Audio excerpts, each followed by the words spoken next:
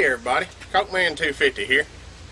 I had a lot of comments on my Live Frugal storing fresh corn video, and some of the questions were, why blanch? Why do you blanch?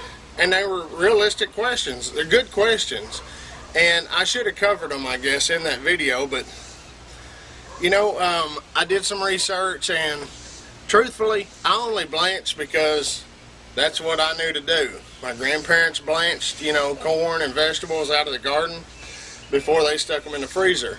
They never did a lot of canning, and that's what we did.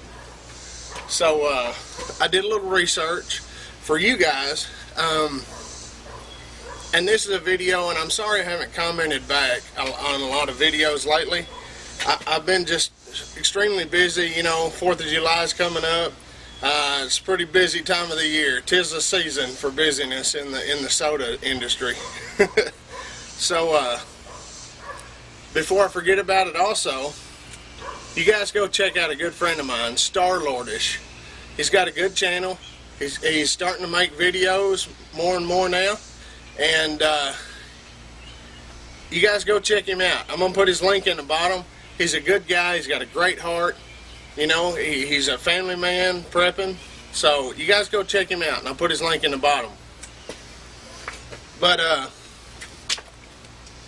I looked up some of the stuff on why blanch your food, and when water freezes in food, it stops much of the cellular activity that normally causes spoiling. But in some vegetables, that's not the case. There's an enzyme in them that could still spoil your food even in the freezer. It'll take nutritional value out of them, and it'll take the texture and the freshness from it. So and in blanching, you can either steam or boil it for a short amount of time, and then, you know, you stick it in the ice water to stop it from cooking, so that it don't come out mushy, and it keeps that crispness. You know, fresh vegetables always have that crisp texture, and that's what you want to keep, and that's what you want to save by sticking it in the ice water to stop the cooking process. But there's a lot of vegetables. There's some vegetables that don't need blanching, like onions and herbs, peppers. But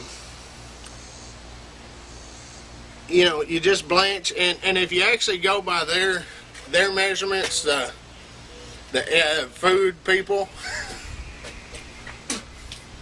they say to blanch for 6 minutes. You know, I'm a 3 to 4 minute kind of guy, but it kills that enzyme that's in vegetables that keeps it from taking down the nutritional value and all that. So that's why you blanch your vegetables, and I'm glad you guys asked the questions, because it made me do a little research and made me look it up, and now I know it ain't just because, well, there was a story I heard one time, and it was this guy's wife, every time she cooked a pot roast, she cut the end off of it. And he said, why don't you cut the end off that pot roast? It's kind of a waste, ain't it? She goes, I don't know, my mom always did it. Okay. So she calls her mom, and she's like, Mom, why do you always cut the end off a pot roast? And she goes, I don't know, my mom always did it. She's all, I don't know, let me call. She called her mom, and she goes, Mom, why do you always cut the end off the pot roast? She goes, because my roaster pan, it wouldn't fit in my roaster pan. So, you know, knowledge is power.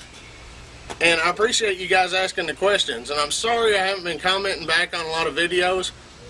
You know, it's been very busy, and if there's a serious, really needs to be answered question, please PM me. You know, I'm more apt to answer a PM. And I really appreciate all my subs. I love the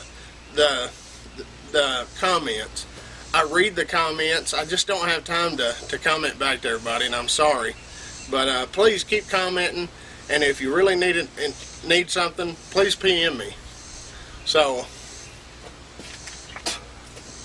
that's why you blanch your vegetables. And go check out Starlordish. This is Cokeman 250 from the land of the free and the home of the brave. God bless everybody. And remember, prep smarter, and pray harder.